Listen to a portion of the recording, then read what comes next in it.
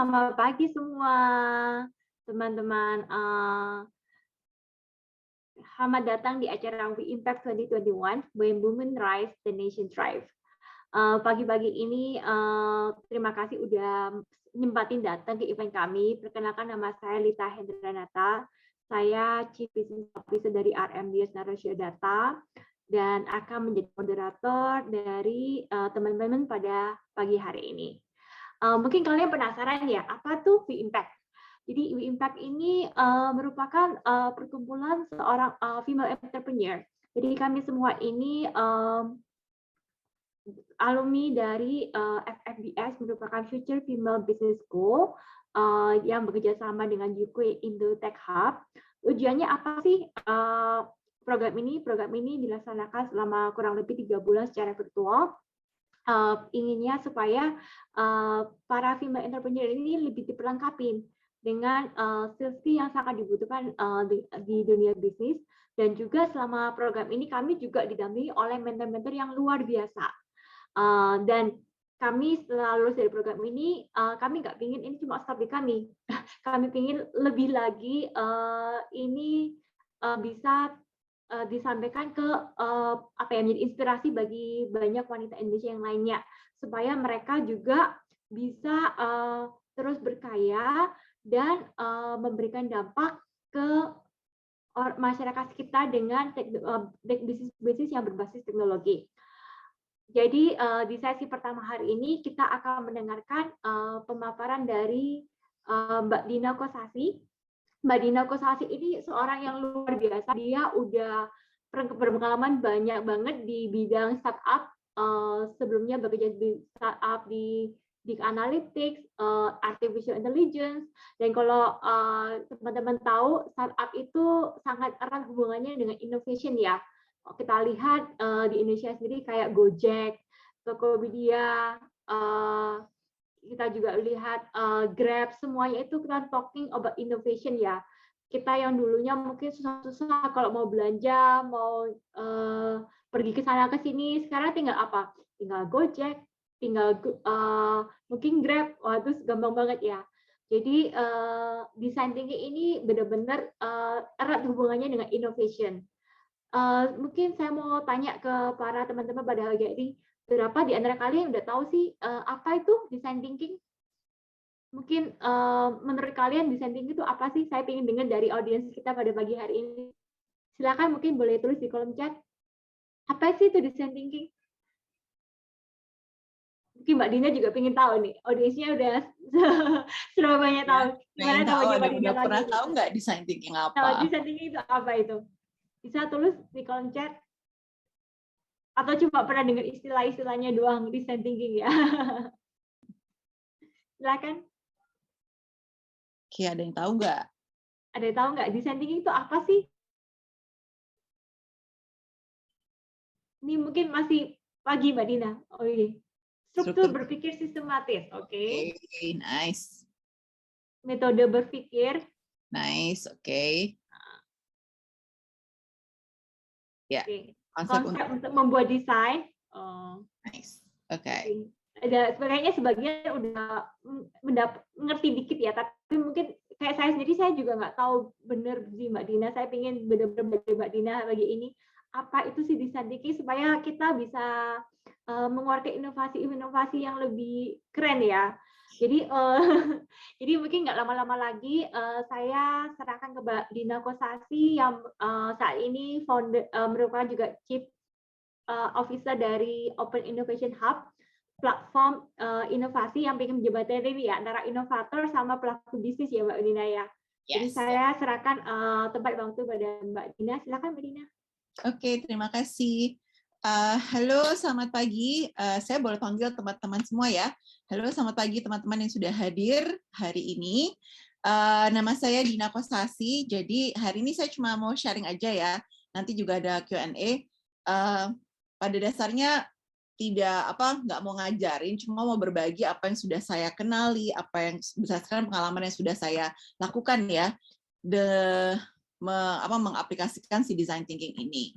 Oke, jadi tadi saya lihat ada beberapa teman-teman yang sudah ngerti ini sebenarnya apa sih si design thinking itu? Ada yang bilang pola pikir yang terstruktur gitu kan, metode membuat produk dengan human centric. Nah, itu luar biasa tuh, udah ada yang tahu tuh. Oke, baiklah. Perkenalan dulu. Jadi nama saya Dina ya, nama saya Dina Dekosasi sebenarnya, tapi nama panggungnya itu Dina Kosasi. Nah, ini adalah Instagram saya @dinadeka, dan juga ada Instagram dari company saya @oyhub.co. Silakan kalau misalnya teman-teman punya waktu sekarang boleh follow Instagram kami. Sebelum-sebelumnya seperti yang Mbak Lita bilang bahwa saya pengalamannya kerja di startup ya. Kerja di startup yang membuat teknologi either big data analytics ataupun artificial intelligence, dan juga pernah membuat marketplace platform, terus dan juga bekerja di sebuah accelerator gitu ya. Kerja di startup itu tuh sangat exciting ya, karena kita belajar banyak hal. Itu sama juga dengan belajar business school nih gitu kan, belajar di sebuah business school sama kayak FFBS gitu, karena kita dikasih tantangan dan kita disuruh menyelesaikan complex problems gitu. Oke, nah kemudian saya juga adalah seorang BTS Army. Di sini ada yang penggemar BTS nggak nih? Saya mau tahu, ada yang penggemar BTS nggak? Oke, saya dengan bangga bilang bahwa saya adalah BTS Army. Kenapa? Karena BTS itu sendiri punya benar-benar sangat peduli dengan social cause gitu ya, dan mereka mencoba menyelesaikan masalah-masalah ya, social challenges yang ada di dunia ini dengan lagu ataupun konten gitu. Nanti akan saya cerita sedikit tentang BTS. Oke, nah saya mau cerita sedikit nih tentang kenapa sih Open Innovation ya, tentang Open Innovation Hub itu sendiri. Jadi pada dasarnya Open Innovation Hub itu punya visi ingin menyelesaikan masalah bisnis, sosial ataupun sustainability dengan pendekatan Open Innovation. Nah, Open Innovation itu apa? Jadi ini adalah sebuah model cara berinovasi yang dimana bergantung kepada network dan juga kolaborasi antar berbagai stakeholder yang punya resources berbeda, supaya sebuah inovasi itu bisa berkembang. Nah, ketika berkembang, maka dia akan punya banyak opportunity, punya banyak peluang untuk mendapatkan pasar, gitu ya, punya peluang untuk mendapatkan resources yang tepat, gitu. Nah, itu dilakukan dalam sebuah ekosistem yang terdiri dari berbagai macam stakeholder. Terus kemudian, sebentar ya, ini agak lambat sedikit. Nah, terus kenapa Open Innovation? Jadi pada dasarnya yang kami lihat itu adalah pada saat ini ya, yang namanya bisnis itu kan mereka itu mengalami kendala ya, atau mengalami tantangan bahwa susah sekali untuk menemukan ide-ide baru ya untuk berinovasi. Kenapa? Karena fundingnya mereka atau investasinya mereka untuk exploring new ideas itu sangat terbatas. Bahkan juga sumber daya yang lain yang mereka punya itu juga sangat terbatas. Sementara gitu ya, di satu sisi di sisi lainnya gitu ada innovators nih, ada orang-orang yang sudah membuat banyak inovasi, tapi mereka ini punya kendala bahwa inovasinya udah banyak, cuma nggak ada yang mau beli gitu kan, atau inovasinya itu tidak sempat untuk dipasarkan.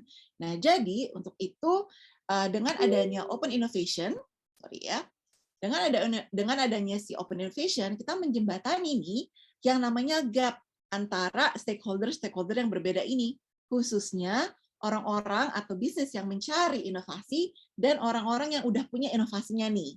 Jadi dengan si Open Innovation ini, kita akan memperkenalkan tentang budaya berinovasi di dalam organisasi tersendiri.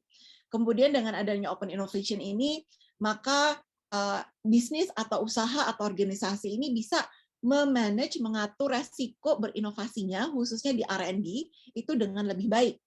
Terus kemudian juga kalau ada inovasi yang baru atau ada ide yang baru, maka bisa dipasarkan lebih cepat. Accelerated time to market ya.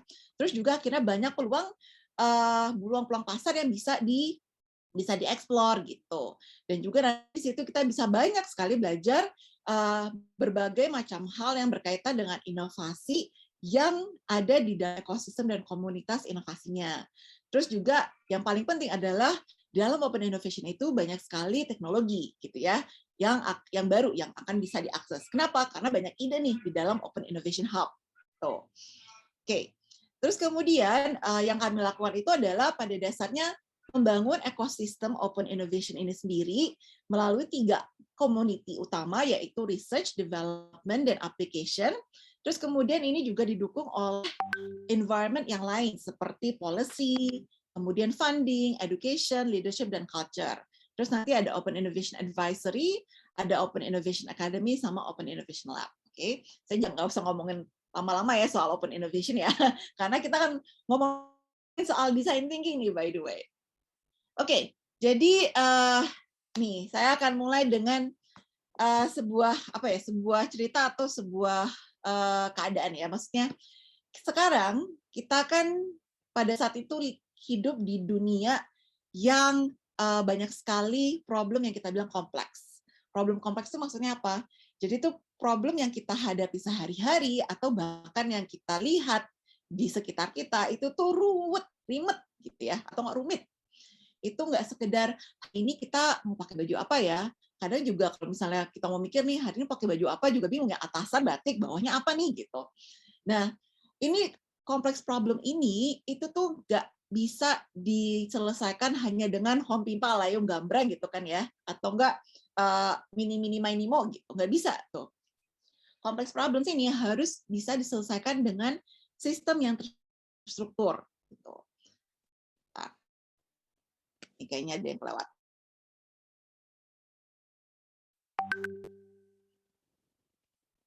Oke. Nah, jadi kalau misalnya kita lihat untuk menyelesaikan kompleks problems itu kita butuh yang namanya inovasi ya. Untuk menyelesaikan kompleks problem itu kita butuh yang namanya inovasi. Inovasi itu harus memberikan value dengan solusi yang kita buat untuk menyelesaikan si problem-problem itu gitu. Nah, contohnya nih, saya kasih contoh ya. Mungkin teman-teman pernah lihat kalau ada yang punya tongsis nggak? Pasti ada yang punya tongsis nih gitu. Ada yang punya tongsis nggak? Yang paling simpel dia tongsis ya. Tongsis ini sebenarnya dia menyelesaikan masalah orang yang suka traveling sendirian. Tapi kalau misalnya foto-foto, susah banget nih kalau foto sendiri, apalagi selfie ya. Nah, jadi dengan adanya tongsis, kita tuh bisa nih masalah kita untuk selfie pas traveling sendirian itu bisa teratasi. Terus kemudian ada lagi namanya face shield, gitu ya. Face shield ini pada dasarnya inovasi yang luar biasa untuk membantu kita mencegah penyebaran COVID atau kita bisa terhindar dari terjangkitnya COVID untuk kita sendiri ya. Maka ada yang namanya muka kita itu di cover, terus kemudian mata, semua lubang yang ada di muka kita itu yang bisa menimbulkan atau yang bisa memberikan kesempatan buat COVID masuk itu dihindari dengan adanya face shield. Terus ada lagi nih kalau ibu-ibu yang repot gitu ya, apalagi kalau misalnya kayak saya gitu, yang nggak punya waktu nih untuk bersihin rumah, apalagi nyapu ngepel. Ada yang namanya robot penyapu lantai dan robot pengepel lantai gitu. Ini adalah inovasi-inovasi yang kita lihat setiap hari gitu ya, karena ini mengatasi masalah. Meskipun mungkin tidak terlalu kompleks, tapi ini lumayan kompleks ya. Jadi ini istilahnya dibutuhkan orang dan memberikan value kepada usernya. Nah, tadi ada yang ngomong tentang design thinking itu sendiri. Jadi si design thinking ini pada dasarnya bisa saya bilang adalah sebuah pendekatan untuk penyelesaian masalah yang kreatif. Jadi creative problem solving gitu ya. Jadi kita dengan mengikuti design thinking kita ini bisa menyelesaikan masalahnya secara kreatif dengan mengenerate ide-ide yang luar biasa. Nah, si design thinking ini sendiri biasanya sekarang nih kita memakai design thinking itu untuk melakukan inovasi gitu ya, untuk berproses melakukan inovasi. Jadi kalau misalnya kita lihat ini kan ada looping ya, ada looping, dia tuh bentuknya infinity. Ini adalah stage-nya dari si design thinking. Kebanyakan kita mulainya itu dari empathize. Gitu. Empathize itu adalah bagaimana kita mencoba menelaah si masalahnya itu sendiri. Jadi ketika kita melakukan design thinking untuk membuat sebuah inovasi, itu pada dasarnya kita menyelesaikan masalah dari sudut pandangnya si customer atau targeted user. Gitu. Nah, kenapa dia bentuknya infinity? Karena semua stage ini pada dasarnya itu nggak pernah akan berhenti. Misalnya kita mulai dari empathize, terus kemudian nanti kita lanjut lagi ke divine ya. Jadi pada saat kita sudah mengetahui masalahnya, kita mencoba mengambil kesimpulan, root cause dari masalah itu apa. Terus kemudian ketika kita tahu root cause masalahnya apa, kita ke ide, kita mencari ide untuk menyelesaikan masalah tersebut.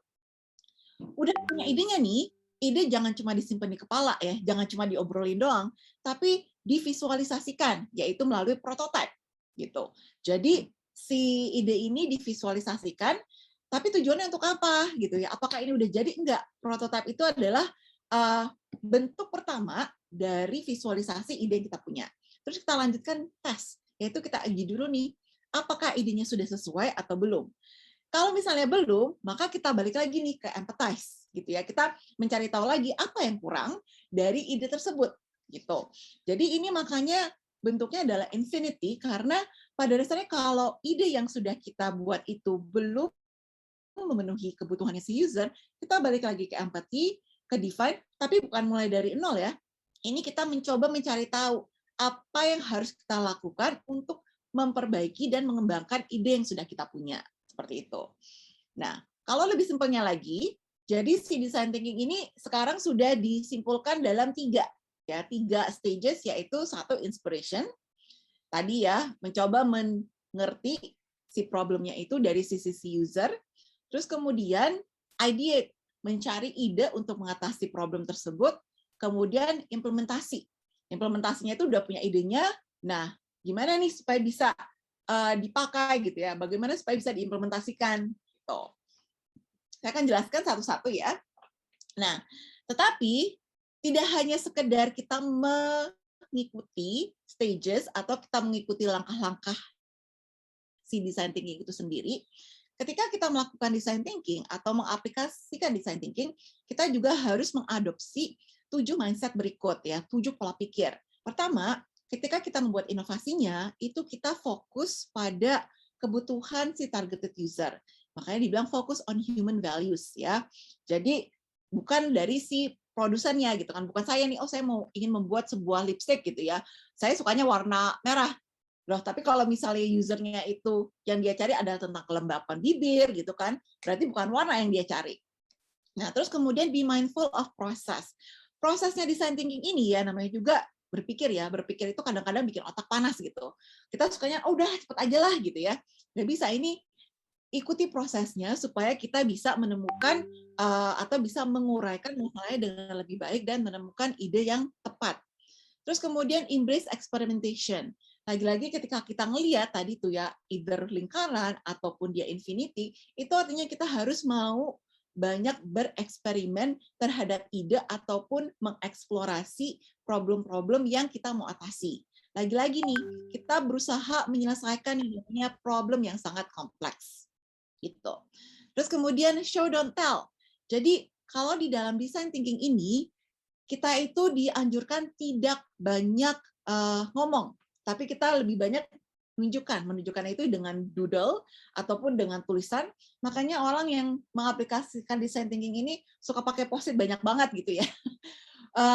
Suka pakai post-it, kenapa? Itu supaya kelihatan apa yang kita omongin, apa yang mau kita, apa yang ada di pikiran kita itu tuh divisualisasikan, di show. Terus kemudian craft clarity. Lagi-lagi ini kita ngomongin soal complex problems, terus kemudian orang yang ikutan dalam design thinking ini punya pemikiran yang berbeda-beda, maka ini akan dibantu dalam hal mengurutkan ya, menguraikan kompleks problem tersebut satu-satu. Terus kemudian radical collaboration. Nah, radical collaboration ini pada dasarnya kita berkolaborasi dengan orang-orang yang punya background yang berbeda. Kenapa punya background berbeda? Kalau misalnya nih ya, kita ingin menyelesaikan masalah pertanian, terus semuanya itu adalah petani, terus pasti itu saja pertanian, kemudian apalagi ya, misalnya kayak penyuluh pertanian gitu, semuanya dari pertanian. Hasilnya, idenya apa? Ya itu lagi. Tapi kalau misalnya kita melibatkan misalnya ya orang dari fashion atau orang dari industri kreatif gitu ya, maka dia akan melihat problem itu dari sisi yang berbeda. Terus kemudian ide yang akan dihasilkan juga akan lebih banyak gitu. Terus juga bias toward action. Lagi-lagi karena punya sudut pandang yang berbeda, maka ini pasti akan akan menjadi tantangan ya untuk melihat satu hal itu dari pengertian yang berbeda-beda pula. Tapi yang paling penting adalah kita harus melakukan action-nya gitu. Ya. Nah, stage pertama dari design thinking adalah inspiration. Inspiration ini yang objektifnya itu kita mencoba mengerti ya secara mendalam problem yang mau kita atasi. Lagi-lagi kita ngomongin soal complex problem. Complex problems itu kayak benang kusut. Ada yang pernah mencoba menguraikan benang kusut nggak? Susah banget ya benang kusut itu tuh kalau ditarik lama-lama yang satu lagi makin kusut lagi gitu. Nah, ini kita mencoba mencari tahu nih, kira-kira dari complex problem ini root cause-nya apa ya? Tapi pertama-tama kita ngeliat dulu targeted user-nya siapa. Siapa sih yang mengalami problem ini? Orang ini, dia ini kerjanya apa gitu ya. Terus kemudian kita juga ingin tahu pada dasarnya problem yang dialami itu mempengaruhi hidupnya dia itu seperti apa gitu kan, memberi dampak seperti apa. Apakah karena COVID ini dia akhirnya tidak bisa pergi bekerja gitu, akhirnya mempengaruhi income-nya dia gitu. Padahal ini cuma virus misalnya, tapi kan nggak sekedar virus aja, tetapi mempengaruhi bagaimana anak itu bersekolah. Ketika anaknya sekolah di rumah, ibunya akhirnya tuh harus membagi waktu antara ngajarin anaknya di rumah juga sama kerja. Belum lagi dia harus masak gitu ya. Nah, COVID-19 ini sendiri ya situasinya itu merupakan sebuah kompleks problem yang akhirnya nih mendatangkan ya akhirnya nih ada kolaborasi dari berbagai macam background untuk mencoba mengatasi si COVID-19 ini sendiri. Nah, ini contohnya nih. Pertama kita mencoba mengerti si user yang mengalami masalah ini. Kita mencoba dengan membuat user persona. Jadi ini bukan CV ya, tapi pada dasarnya kita mencoba menempatkan diri kita itu dari sisinya si user. Dia ini sukanya apa ya? Terus kira-kira dia ini misalnya dia suka baca buku. Jadi dalam satu kalimat atau dalam satu rangkuman bisa dibilang bahwa orang ini adalah suka banget membaca buku daripada dia menonton film gitu. Terus kemudian dia umurnya berapa? Kemudian dia juga punya education background. Tapi lagi-lagi ini bukan CV. Kalau CV itu menceritakan pengalaman, ya pengalaman kerja, tapi kalau misalnya user persona itu menceritakan tentang masalah apa yang dialami, kemudian juga apa yang dia sukain dan apa yang tidak dia sukain, terus kemudian goal dalam hidupnya itu apa gitu. Nah, dari user persona ini kita berlanjut kepada bagaimana si user ini mengalami masalah. Jadi ketika si user mengalami masalah, kebanyakan kan pasti mencoba mencari solusi sendiri dong ya. Nah, apa yang dilakukan untuk mendapatkan solusi? Gitu. Misalnya yang ada ini kayak sekarang kalau misalnya kita mau keluar nih pas lagi COVID ya, zaman dulu nih awal-awal, kalau misalnya mau keluar kayaknya takut banget ya karena virus ada di mana-mana. Jadi apa yang dilakukan? Ya pertama ngelihat berita. Terus ternyata dari berita itu dikasih tahu nih bahwa kita harus pakai masker. Oke, lihat berita terus mendapatkan pengetahuan kita harus pakai masker. Terus kemudian ketiga mesti beli masker kan. Nah, mesti beli maskernya di mana? Akhirnya pergi ke toko online gitu. Terus kemudian setelah kita pergi ke toko online, kita dapat maskernya. Ketika dapat masker baru kita pakai maskernya gitu ya. Itu adalah journey dari seseorang mencoba menyelesaikan masalah yang dia alami gitu. Nah, ini kita mencoba mengerti si user journey-nya. Jadi dari journey ini kita bisa mengurutkan nih, sebenarnya problemnya itu yang tadi kompleks problem itu root cause-nya ada di mana sih? Jadi kayak akar masalahnya itu ada di mana? Ada di bagian journey yang mana gitu. Nah, terus kemudian stage berikutnya adalah ideation. Nah, di ideation ini pertama-tama yang akan kita lakukan itu adalah mencoba mencari peluang. Sebenarnya masalah itu sebenarnya memberikan peluang loh. Gitu.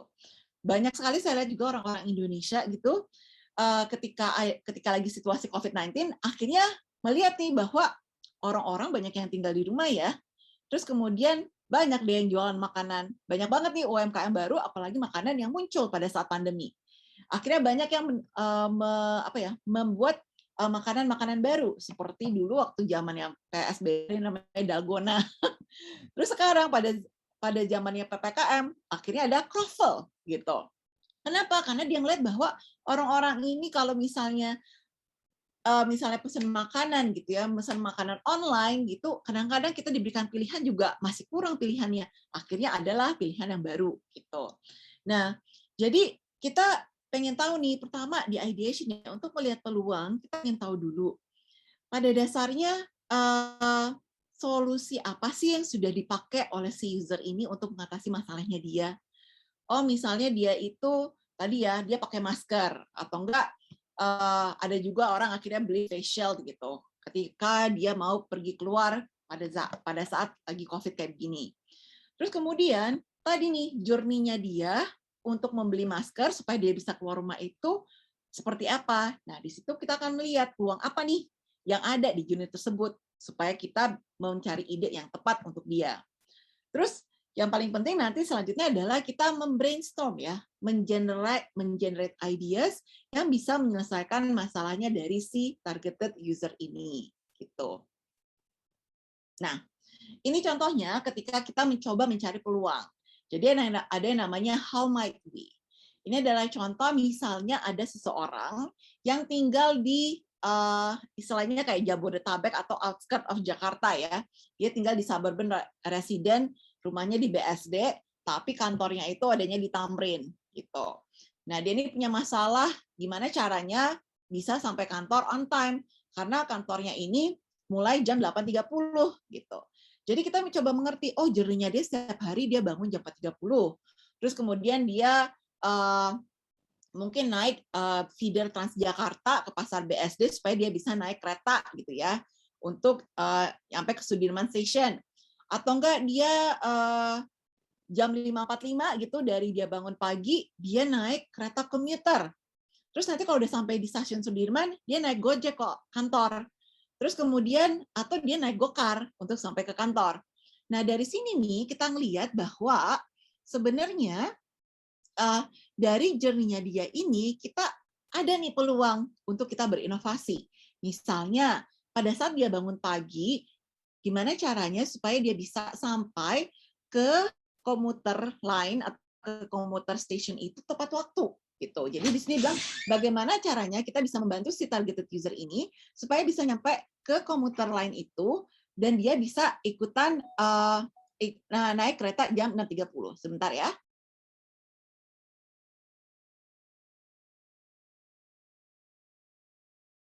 Oke, maaf ya teman-teman ya. Oke. Terus kemudian selanjutnya gitu, mungkin kita di sini dibilang bahwa how might we, bagaimana caranya kita membantu si user ini ketika dia sampai di stasiun kereta, dia itu bisa sampai istilahnya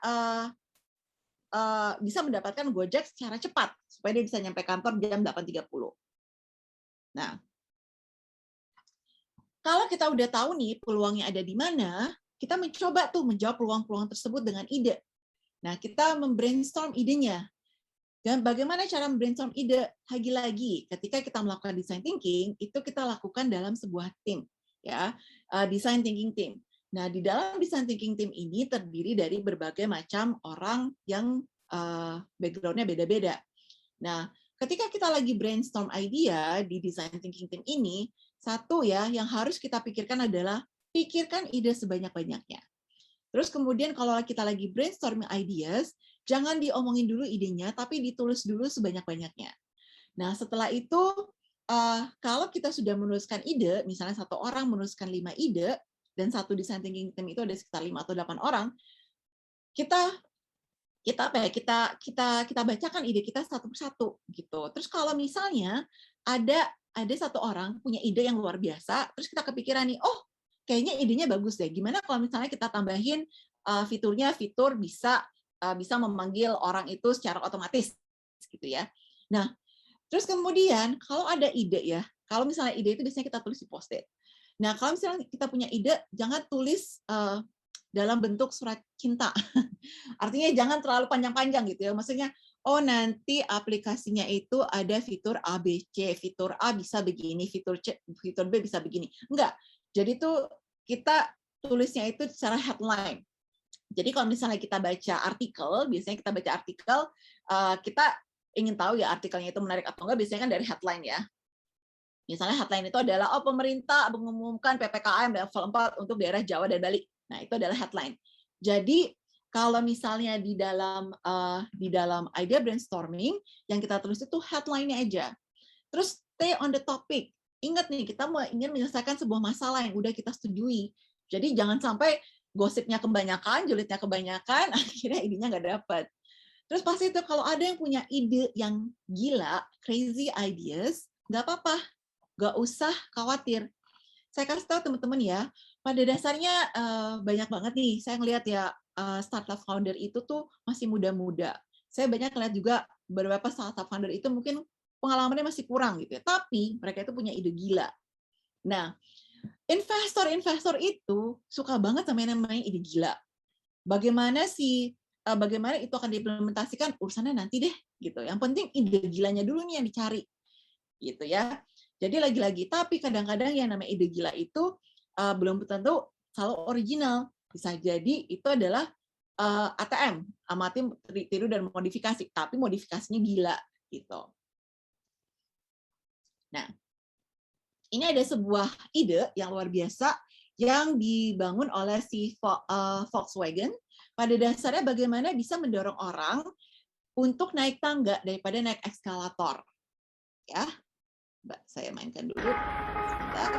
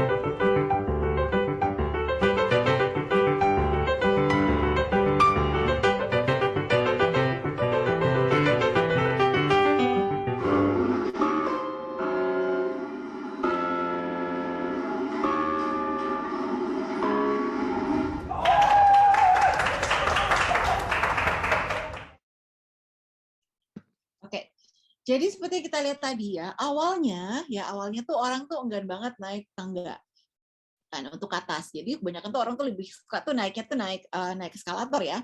Tetapi bagaimana nih caranya supaya orang bisa mau naik tangga? Akhirnya dibikinlah tangga itu lebih menyenangkan, yaitu dibikin tangganya itu bisa menimbulkan nada. Jadi kan orang penasaran ya, wah kok lucu ya kalau misalnya gua naik tangga, kok jadi bikin musik gitu. Akhirnya hasilnya orang lebih suka naik tangga daripada naik eskalator. Itu adalah salah satu crazy ideas. Ya, saya oke. Nah selanjutnya nih ada ide, udah ada idenya. Lagi-lagi saya bilang jangan disimpan di kepala, terus jangan juga disimpan atau diobrolin doang. Tapi coba implementasikan. Gimana caranya? Yaitu satu, visualisasikan ide yang kita punya. Yaitu ya. Jadi kenapa? Karena ketika saya ngomongin bahwa ide saya adalah membuat sebuah rumah untuk orang-orang yang menderita COVID supaya mereka bisa isolasi mandiri. Nah, kan orang punya pemikiran yang beda-beda ya, lagi-lagi dalam satu design thinking team. Nah, idenya itu visualisasikan. Terus kemudian bentuk prototipe. Kenapa? Untuk menyamakan persepsi terhadap ide tersebut. Gitu. Terus kemudian udah jadi prototipe, apakah dijual? Tidak langsung dijual ya. Tapi pada dasarnya prototipe ini adalah penggambaran atau dia ini penggambaran ide apakah nanti kalau dites ini sudah sesuai untuk menyelesaikan user problem atau belum gitu. Nah, ketika kita mentes idenya, nanti kalau misalnya user bilang, kayaknya kok rumah untuk orang-orang COVID cuma nggak ada kamarnya kurang ya gitu ya. Nah, kita akan mendapatkan feedback nih dari user, apakah sudah cocok dengan masalahnya atau belum. Ketika kita mendapatkan feedback, maka kita punya kita punya insight untuk room for improvement for the ideas that we have. Gitu. Oke. Nah, ini cara memvisualisasikan ide. Contohnya ya, kalau kita ngomongin di tech startup, bikin aplikasi, ini adalah aplikasi untuk memberikan informasi kepada orang-orang tentang COVID-19. Ya udah, idenya itu digambarkan dalam si Crazy 8 ini. Jadi kita ambil kertas, terus kemudian kita bagi jadi 8 bagian, kita gambarkan tuh, kira-kira fiturnya, penampilannya seperti apa. Terus kemudian selanjutnya ini adalah, si design thinking mindset ya tadi ya, ada 7 design thinking mindset. Nah, kenapa ya kita ini penting banget, apalagi zaman sekarang bukan hanya digital transformation ya, tapi udah bilang digital disruption. Terus kita juga udah hidup di namanya Industrial 4th Revolution. Design thinking ini sangat penting sekali. Kenapa? Kalau misalnya kita bisa yang namanya menguasai keahlian design thinking ini atau pola pikir design thinking, pada dasarnya kita akan siap untuk menghadapi pekerjaan-pekerjaan masa depan. Gitu. Jadi kalau misalnya kita lihat nih ya, di masa depan, bahkan sekarang nih, banyak banget pekerjaan-pekerjaan yang sifatnya repetitif itu yang hilang. Kita udah bisa lihat deh kalau misalnya kita ke bank. Sekarang kan teller bank udah berkurang tuh, gitu ya. Bahkan CSO bank juga sudah berkurang. Kenapa? Karena untuk mengurangi orang-orang datang ke bank gitu. Terus kemudian apalagi pekerjaan yang lain, pekerjaan yang bersifat repetitif itu akan hilang di masa depan. Tetapi banyak pekerjaan baru yang akan muncul yang sifatnya seperti data analytics, kemudian scientist, bagaimana membuat AI gitu ya. Pekerjaan-pekerjaan yang sifatnya repetitif itu hilang karena akan digantikan oleh robot gitu. Akan digantikan oleh yang namanya automation gitu ya. Nah, terus untuk bisa mendapatkan pekerjaan-pekerjaan masa depan, maka kita butuh skill yang baru. Nah, skill yang baru itu skill apa? Yaitu skillnya adalah sebagai berikut. Ya, jadi di tahun 2030 nih, kita udah harus siapin dari sekarang nih. Kita harus punya skill judgment and decision making, kemudian fluency of ideas, active learning, learning strategies, originality, system evaluation, deductive reasoning, complex problem solving, system analysis, dan monitoring. And guess what? Gitu kan ya. Itu semuanya ada di design thinking. Tadi lagi saya bilang, ketika kita mengikuti flow berinovasinya design thinking, ya, itu tuh kita juga pada dasarnya menguasai atau mengadopsi pola pikir dan keahlian-keahlian yang akan berguna untuk mendapatkan pekerjaan di masa depan. Lagi-lagi nih, ya, itu tidak akan pernah bisa dikuasai atau tidak akan pernah bisa digantikan oleh robot. Kenapa? Karena yang namanya robot atau automation itu tergantung dari programming, ya.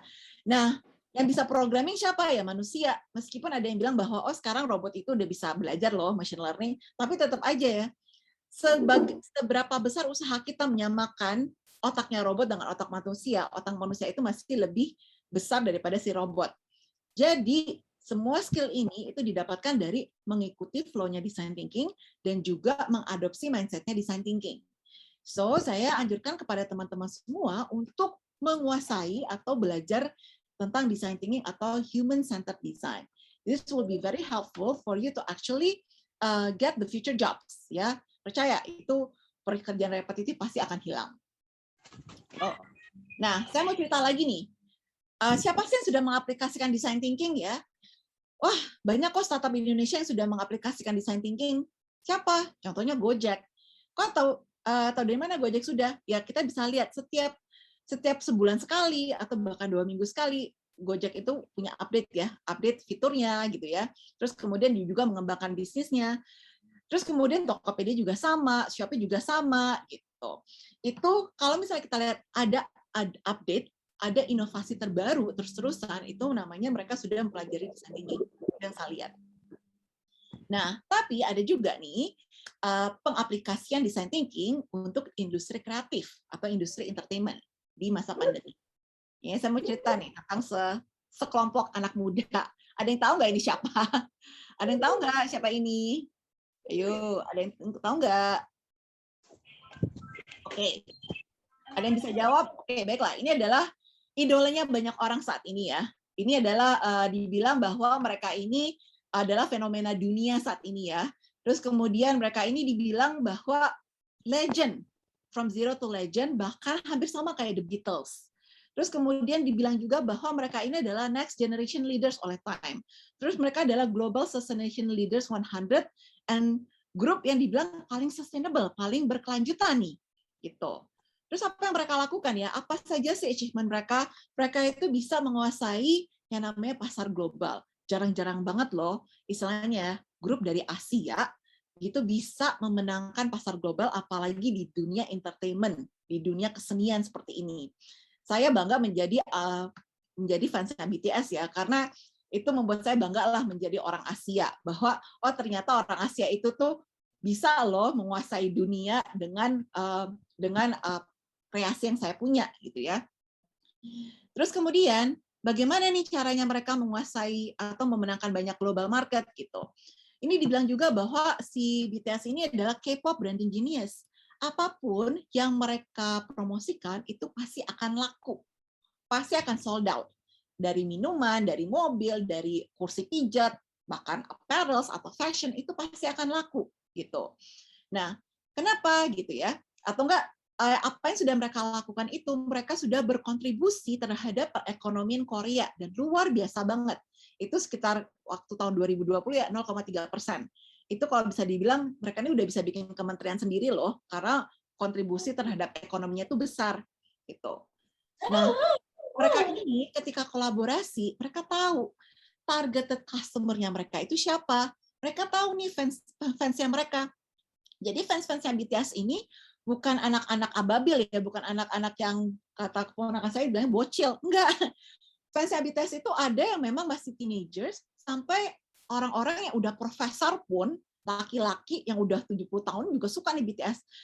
Jangankan profesor, ya, mereka baru ngomong nih di UNGA kemarin, bahkan petinggi negara ya, itu ya, penguasa negara aja tuh fans BTS loh sekarang gitu.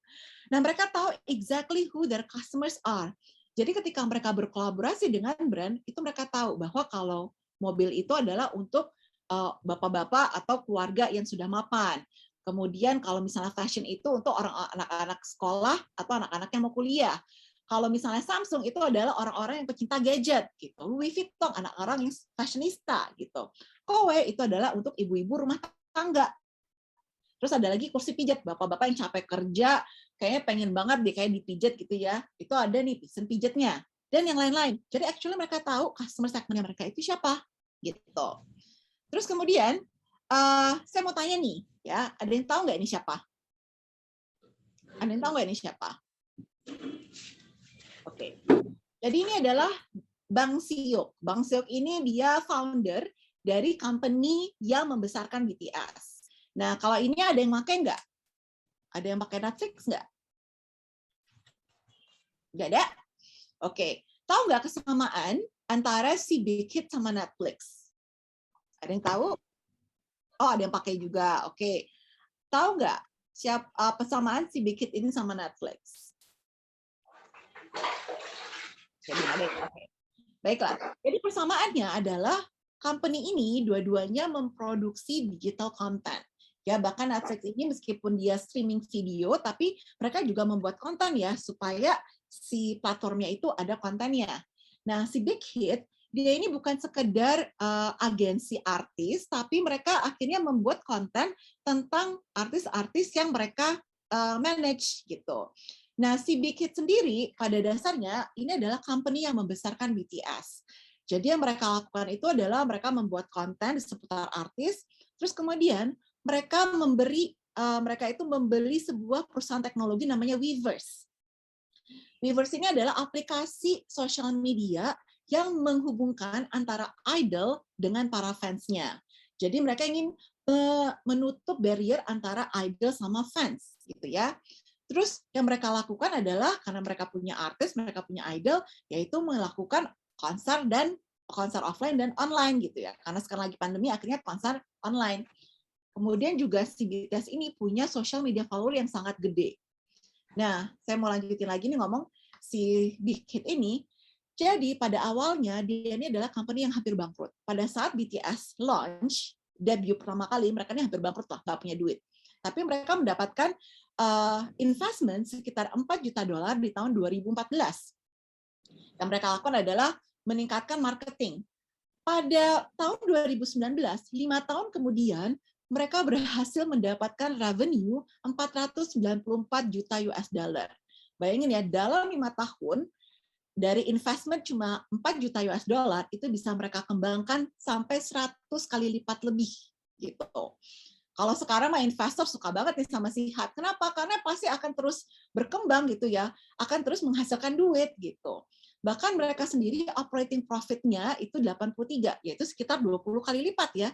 Ini sampai sekarang, maaf nih ya, unicorn di Indonesia belum sampai segini nih. Tapi si Hype ini udah bisa dalam waktu 5 tahun.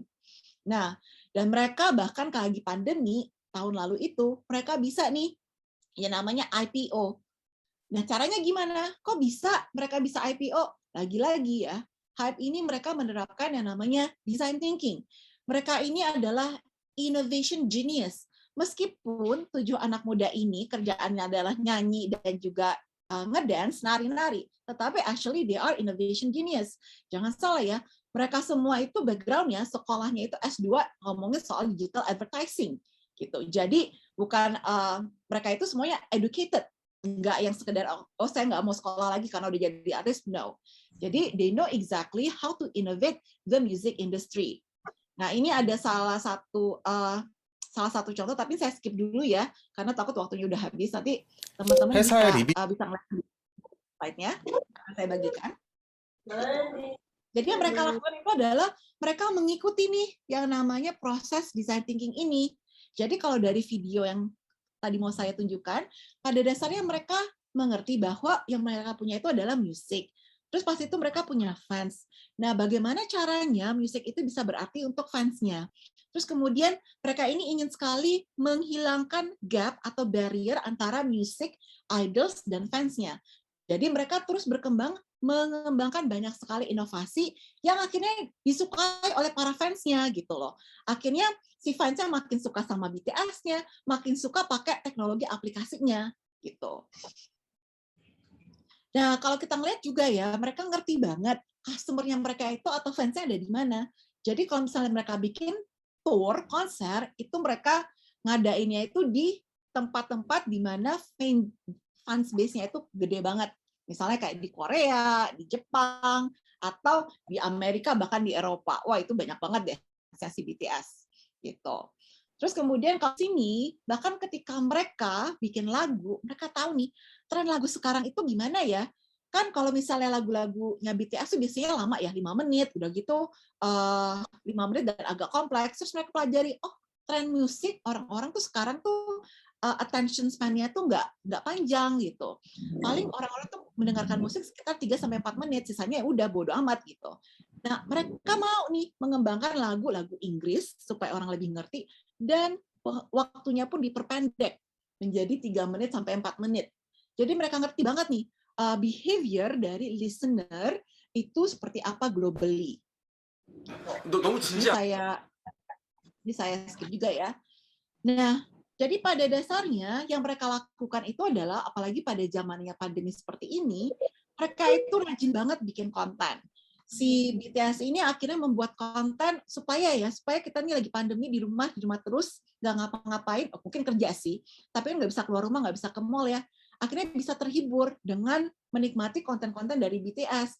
Mereka punya namanya Run BTS, terus kemudian mereka juga melakukan konsernya sekarang secara online gitu. Kemarin mereka baru konser itu di bulan Mei, itu yang nonton paid ya, berbayar, harganya itu sekitar 1 juta lebih lah kalau dirupiahkan. itu yang bayar itu 1,3 juta orang di seluruh dunia. Ya kaliin aja ya, 1,3 dikali 1 juta rupiah, udah nolnya udah berapa banyak lah. Itu untungnya gede banget. Nah, ini mereka akan adakan konser lagi nih, saya pasti nonton. Terus kemudian pas itu yang mereka lakukan juga, mereka bikin yang namanya variety show. Variety show itu isinya tentang si idolnya ngapain aja, dan itu bikin fansnya tuh lebih suka gitu loh. Oh, saya deket banget nih. Kok mereka lucu ya? Ternyata mereka itu manusia kayak kita juga. Gitu. Itu yang dilakukan oleh si Hype dan BTS supaya bisa dekat dengan customer-nya atau dengan para fansnya. Ini contohnya ya. Ini adalah contoh bagaimana mereka menerapkan design thinking.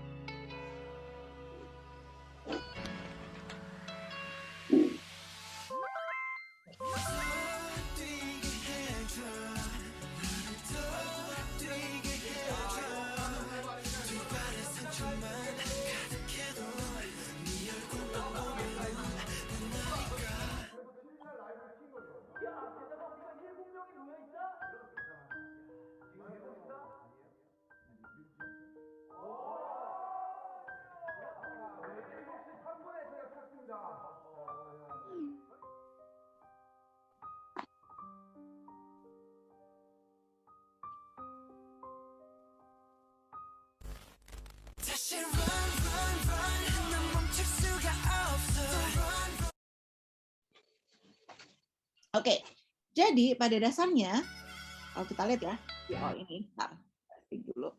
Oke, jadi kalau kita lihat bahwa fans-fansnya si BTS ini, kayak saya gitu ya, suka banget nih kalau si tiba-tiba BTS ini live gitu ya, wah kita nontonin gitu.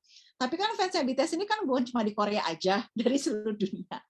Kadang ketika mereka live, conversation-nya mereka itu dalam bahasa Korea. Nah, saya nggak ngerti. Jadi yang kita lakukan adalah, oh wah lucu ya gitu. Saya suka ketawa aja kalau misalnya ada fans Indonesia, terus komen nih pas BTS lagi live itu lucu-lucu lah. Jadi yang mereka lakukan itu adalah, oh saya nggak ngerti, ya udah deh, nanti aja saya nonton lagi kalau misalnya udah ada translation-nya, yaitu rerun-nya. Jadi itu yang dilakukan oleh si idols. Nah, si Hype ini ngerti nih, oh ada barrier ya, ketika si idolnya live, para fans ini nggak ngerti mereka ngomong apa. Yang mereka lakukan akhirnya mereka membuat yang namanya sebuah kit Learn Korean with BTS. Mereka bikin tuh paket edukasi belajar bahasa Korea ala BTS supaya orang-orang ketika mereka tiba-tiba ngikutin live-nya si BTS yang muncul suka tiba-tiba itu, mereka at least ngertilah dikit-dikit apa yang mereka bicarakan. Sekarang saya udah ngerti nih, sekarang annyeonghaseyo gitu, karena cakaman gitu, udah ngerti lah belajar dari si Learn with BTS ini. Gitu. Jadi bahkan educationalnya kit ini itu ada teknologinya.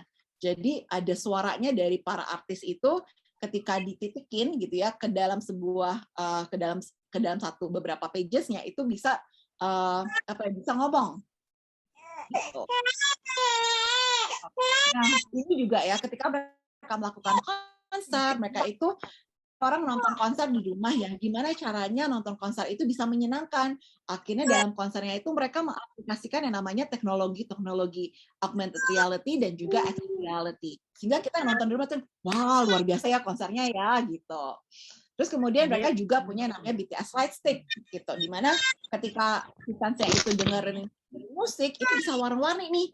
Ini lagi-lagi ini untuk menambah pengalamannya fans ketika mendengarkan musiknya BTS. Dan lagi-lagi itu adalah human centered design. Oke, saya cepetin aja ya biar tidak terlalu lama ada ini. Nah ini saya skip dulu. Oke, ini saya skip dulu.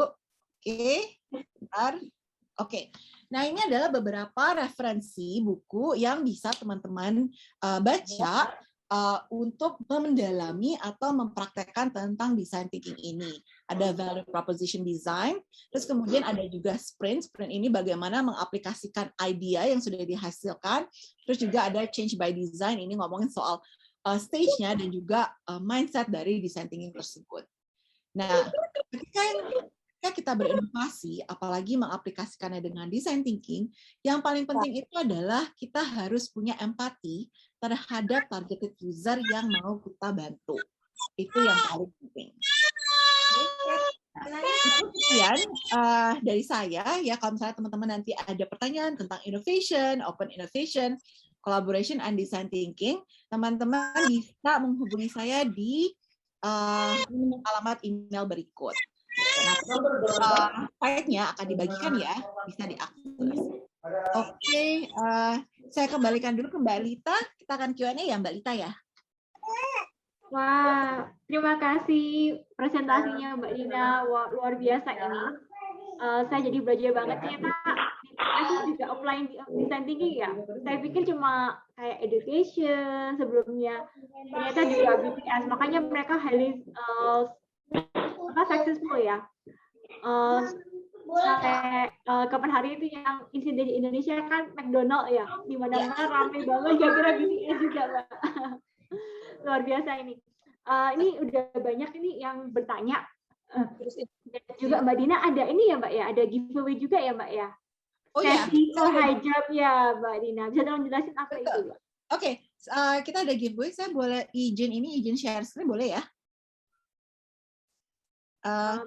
Mungkin minta. Kalau bisa, kalau nggak bisa nggak apa-apa sih. Saya bisa. Saya bisa. Okay. Sebentar ya. Sebentar. Ini bukan ini yang mau saya ini. Jadi nanti di akhir Q&A saya akan saya ada pertanyaan, teman-teman jawab. Nanti teman-teman bisa mendapatkan tiket gratis untuk ikutan OE Hub Jam. Jadi OE Hub Jam ini pada dasarnya ini adalah acara atau workshop online selama 2,5 hari, di mana teman-teman itu akan belajar bagaimana berinovasi dengan pendekatan design thinking, gitu.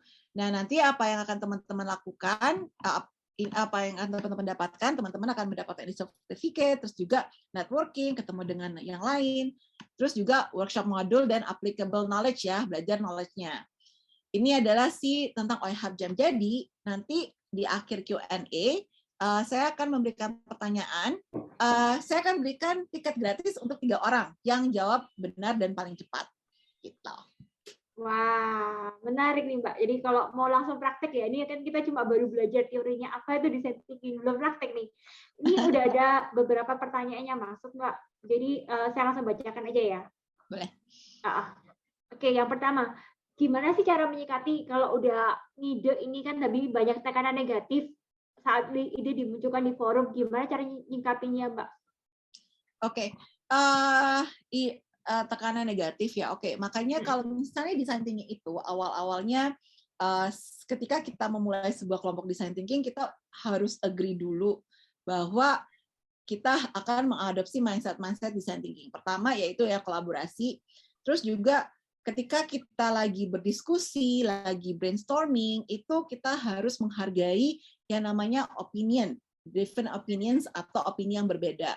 Jadi makanya dibilang bahwa differ judgment. Ketika kita lagi idea brainstorming, itu orang-orang itu tuh nggak bisa bilang bahwa oh ide kamu nggak berhasil, nggak. Yang paling penting dalam design thinking itu ketika lagi brainstorming, quantity ya, jumlah idenya. Hasilkan ide sebanyak-banyaknya. Nanti kalau misalnya idenya itu akan dipakai atau enggak, itu kita akan melakukan yang namanya sorting, klasifikasi. Ide mana yang akan kita tes gitu.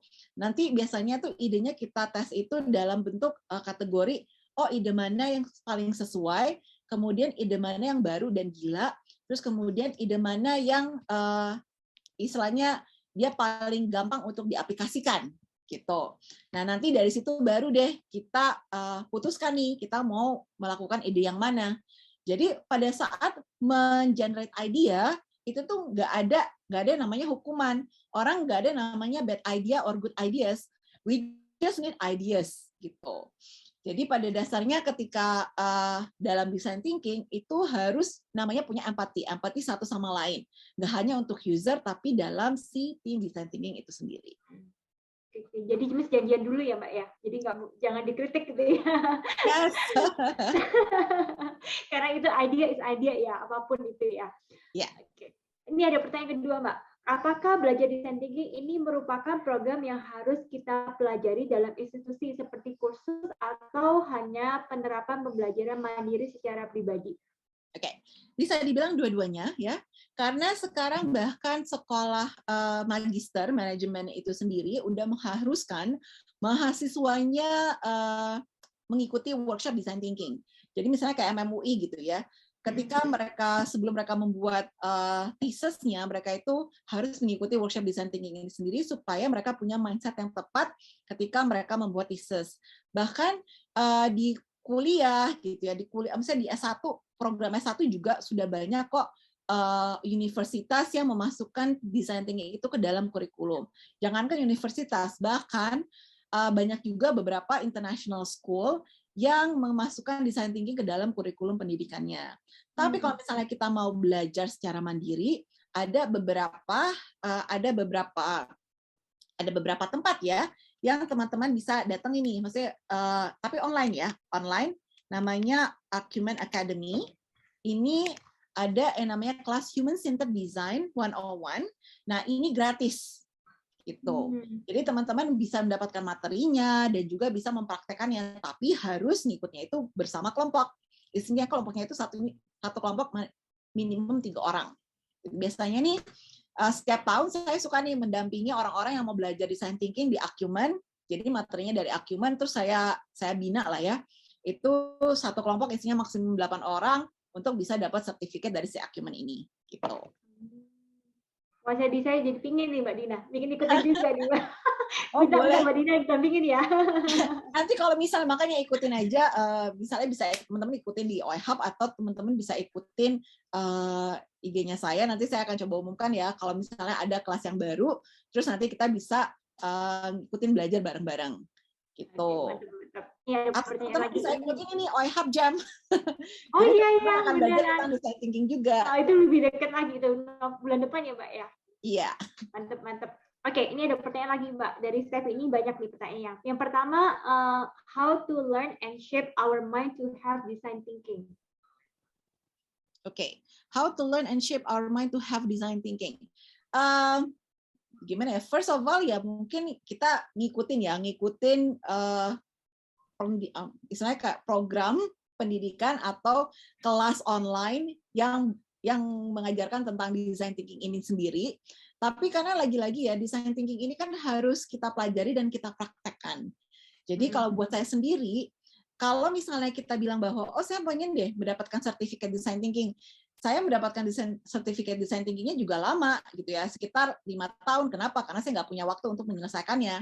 Tetapi kalau dalam hal menguasainya, itu tergantung seberapa percaya kita terhadap proses yang diajarkan dalam design thinking. Gitu. Dan ini kita harus punya pikiran terbuka ya untuk mengadopsi design thinking ini sendiri. Kenapa?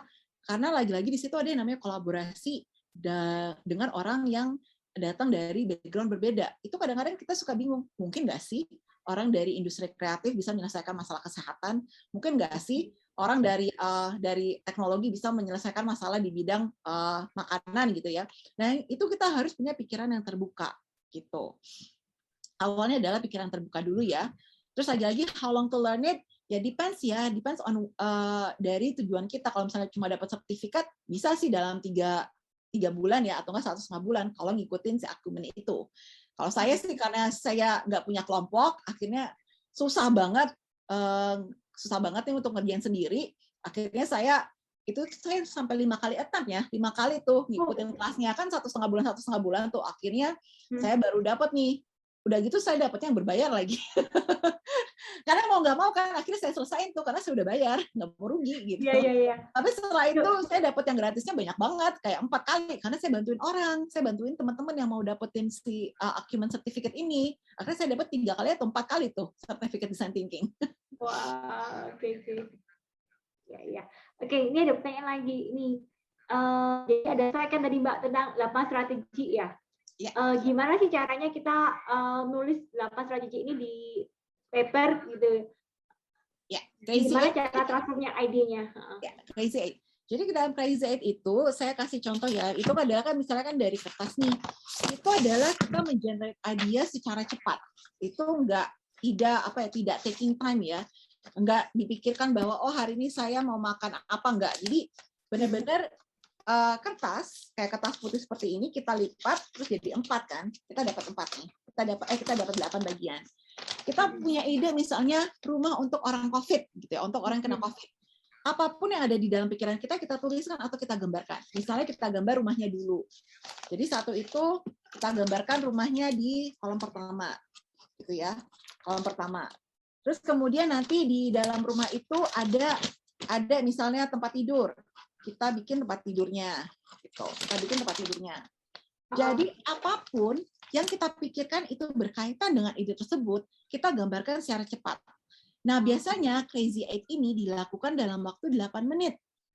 Cuma 8 menit. Pada saat kita workshop, design thinking, brainstorming, Crazy 8 ini dilakukan 8 menit. Ya, makanya dibilang crazy. Kenapa? Karena 8 menit. Jadi apapun yang berkaitan. Jadi lagi-lagi ya, there's no such thing as stupid idea or bad ideas. Apapun itu. Gitu. Wah, menarik ini. Nah, terus kemudian nanti kan akhirnya kan kita bisa ngeliat ya, oh idenya itu adalah seperti ini, ada gambarannya banyak. Nanti kita bisa pilih gambaran ide mana yang mau kita adopsi untuk diimplementasikan lebih lanjut. Gitu. Oke. Mantap. Jadi ada stick gambaran saya, Mbak. Tadi itu clueless gimana caranya. Makanya bilangnya crazy ideas ya. Karena cuma 8 menit ya ternyata ya. Saya pikir harus bukunya lama mikir idenya apa gitu ya. Enggak ya. Oke. Ini ada pertanyaan lagi nih. Apakah design thinking harus di forum? Misal saat ini kita masih start mengerjain sendiri, bisa dilakukan sendiri? Kalau dilakukan sendiri, jujur aja susah ya, sulit banget. Itu makanya saya bilang saya ngikutin Acumen yang gratis dulu itu sendiri nggak pernah kelar tuh. Kenapa? Karena lagi-lagi satu saya nggak punya waktu dan akhirnya karena saya mikirnya sendiri itu nggak terselesaikan dengan baik. Tapi ketika saya akhirnya dapat grup, itu saya mendapatkan banyak input, banyak masukan dari sudut pandang yang berbeda. Gitu. Jadi lebih baik kalau misalnya teman-teman mau itu mungkin itu tidak harus forum yang secara formal ya, tetapi saya suka bilangnya kalau saya punya bisnis gitu ya, yuk kita ngajak orang nih, ngajak 2 orang lagi, 3 orang aja ya, termasuk kita itu udah cukup. Nanti di situ kita bisa brainstorm, kita bisa bertukar pikiran gitu. Jadi memang harus banyak bertukar pikiran di dalam design thinking. Harus tim ya ini ya. Oke, wah ini menarik banget Mbak Dina nih, sayang nih kita waktunya udah hampir habis. Mungkin langsung bisa jam ke yang itu ya, pertanyaan Mbak untuk giveaway. Oke, baik. Saya punya pertanyaan ya, teman-teman silahkan tuliskan salah satu mindset dari design thinking yang tadi saya sudah jelaskan. Nah, salah satu aja. Salah satu mindset dari design thinking itu apa? Ya, yang paling cepat. Ayo ada yang bilang fokus on human values. Oke. Ini ada 1, 2 nih. Brainstorming belum ya, belum termasuk. Ayo silakan. Bukan define theory. Terus ada collaboration. Oke, baik. Yang paling cepat ya, saya udah dapat nih. Oke, yang paling cepat itu show don't tell. Nah, ini kayaknya banyak banget nih, tapi saya ngambilnya yang paling cepat ya. Paling cepat dan yang benar ya, sesuai dengan yang tadi ya. Jadi saya lihat di sini ada siapa nih? Namanya Mbak Lanzentrum. Terus kemudian ada Focus on Human Values Mbak Wita sama Mbak Hilda MDH ya. Jadi selamat kepada Mbak Lanzentrum, Mbak Wita sama Hilda MDH. Silakan email ke collaborate@ openinnovationhub.co untuk mengklaim tiket ke OIHub Jam. Ya. Wah, selamat ya pada para pemenang. Ini seru nih, bisa langsung belajar sama Mbak Dina langsung expert di design thinking ya lebih lanjut. Oke, mungkin kata penutup dari Mbak Dina untuk teman-teman supaya bisa apply design thinking jadi di setiap area kehidupan mereka, mungkin di bisnis mereka, di kerjaan mereka, bisa mereka terus mengeluarkan inovasi baru, apa Mbak? Oke, jadi kalau saya boleh ini sih cari tahu informasi sebanyak-banyaknya tentang design thinking. Lagi-lagi seperti yang saya sudah jelaskan bahwa mastering design thinking itu artinya kita mempersiapkan diri kita untuk future jobs gitu. Jadi kalau misalnya tahu tentang dari mana nih kita bisa belajar design thinking, bisa follow oihub.co atau bisa mengikuti kelas-kelas online yang gratisan. Terus juga paling penting ketika kita melakukan design thinking untuk berinovasi itu ada yang namanya empati. Kita harus punya empati terhadap user dan juga terhadap anggota tim yang lain yang bersama kita melakukan design thinking bareng. Seperti itu. Oke, terima kasih Mbak Dina atas tipsnya gimana cara kita bisa belajar tinggi, mempersiapkan kita dengan skill-skill baru menghadapi tahun 2030 supaya kita nggak tergantikan dengan robot-robot ya Mbak ya. Jadi kita harus belajar nih ya. Ini memang soft skill yang gimana pun kita nggak bisa robot itu berpikir seperti manusia ya. Jadi memang kita harus lebih melatih soft skill kita, cara berpikir kita lebih lagi. Terima kasih atas pemaparannya, Mbak. Materinya keren banget. Saya ini personally belajar banyak banget. Even BTS aja itu ternyata mereka ada key di balik kesuksesan mereka ternyata design thinking ya. Mereka very inovatif. Sampai ada learn Korea. Waduh, saya nggak kepikiran sih. Belum mesti bisa ngeluarin produk learn belajar Korea. Terima kasih banyak atas waktunya Mbak Dina. Terima kasih juga untuk Impact ya untuk kesempatannya. Senang banget bisa sharing untuk teman-teman. Oke, mungkin saya undang bagi teman-teman kalau mau open mic, mengucapkan terima kasih ke Mbak Dina. Silakan. Terima kasih dan kita tutup acara pada pagi hari ini. Bagi teman-teman, kita masih ada 3 sesi hari ini. Jadi yang selanjutnya ini kita ada kedatangan chef juga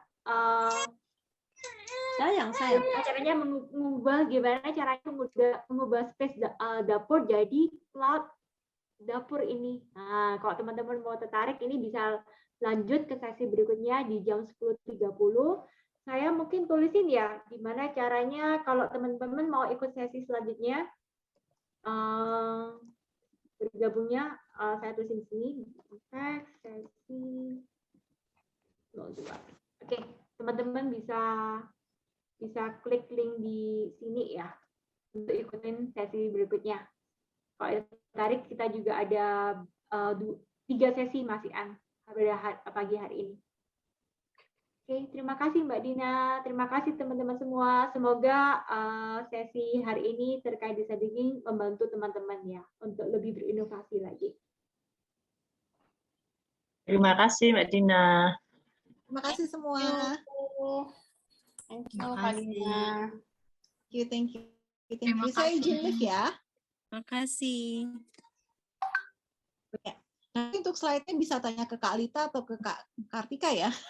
Ya, ntar kita. Ntar, jangan lupa isi feedback form-nya ya.